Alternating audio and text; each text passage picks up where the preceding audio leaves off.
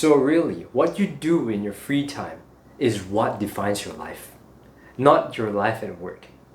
All the hobbies that you choose to pick up, whatever you do as entertainment or to pick up a new skill, defines your life as a whole. Minus the time you go to work and minus the time you sleep, there's the time you eat. So even your eating habits can be counted as what you do in your free time. As the rest of it is really, what do you actually do? Do you read? Do you write for fun?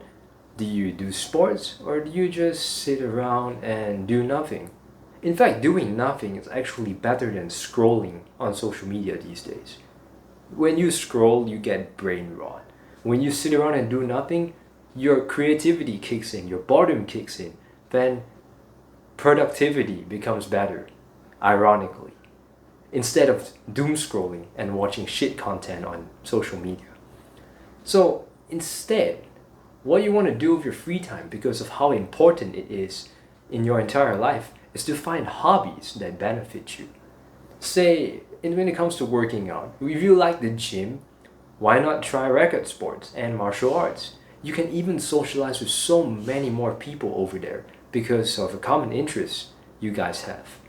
And if you love acting and dancing in your room all alone, why not try doing theater and improv activities so that you can make more friends who also love to do that? For all you know, there are probably 10 kids in your neighborhood who does the same things as you, who are embarrassed to share it with everyone else. They like dancing and acting in their own rooms because they are afraid of judgment from other people. But when they meet you and you meet them, you guys love the same things and are embarrassed of the same things. So why not just meet up and form a group from there, and even create a community where people who are shy about this can come together and express themselves openly. It's a good thing overall. And if you really love watching videos in your free time, why not take this concept, for instance? Instead of consuming content, why not try creating content, like what I'm doing now?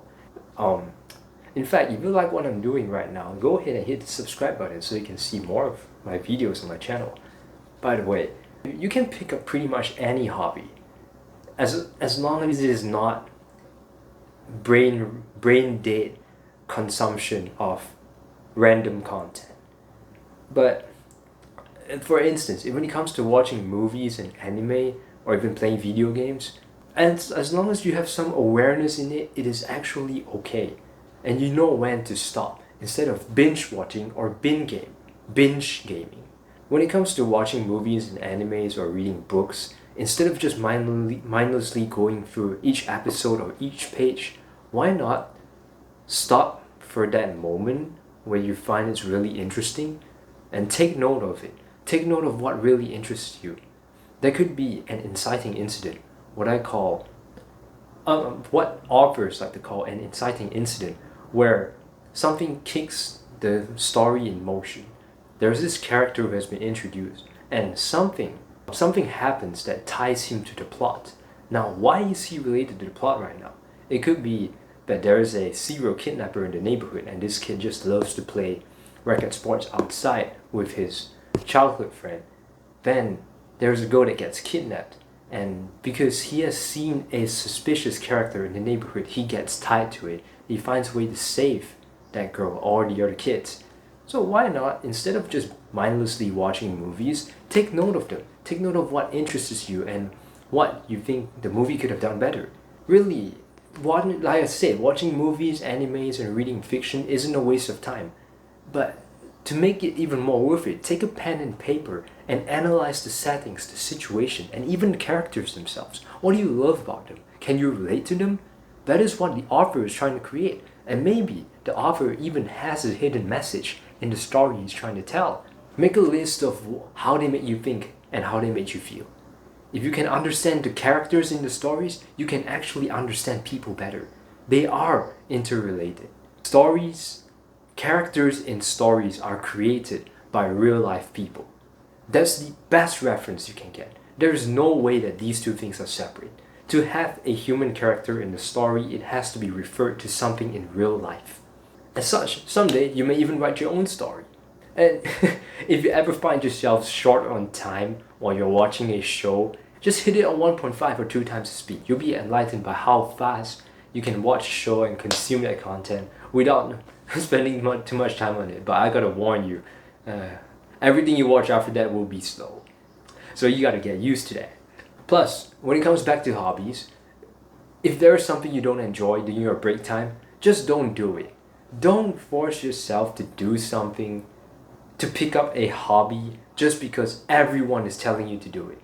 I know, there are plenty of self-improvement YouTubers on YouTube telling you to pick this up and pick that up, read non-fiction books only. That is bullshit.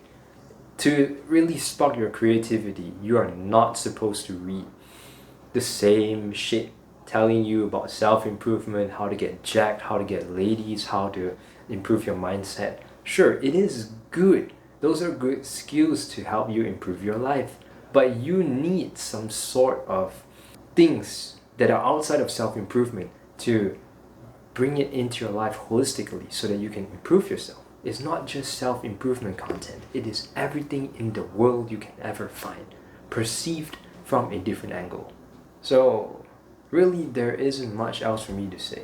Just choose your hobbies wisely, and especially because it's a hobby, do what you love, not because someone else told you to do it, not because someone else says it's good for you, but because you enjoy it, and as well as it being good for you.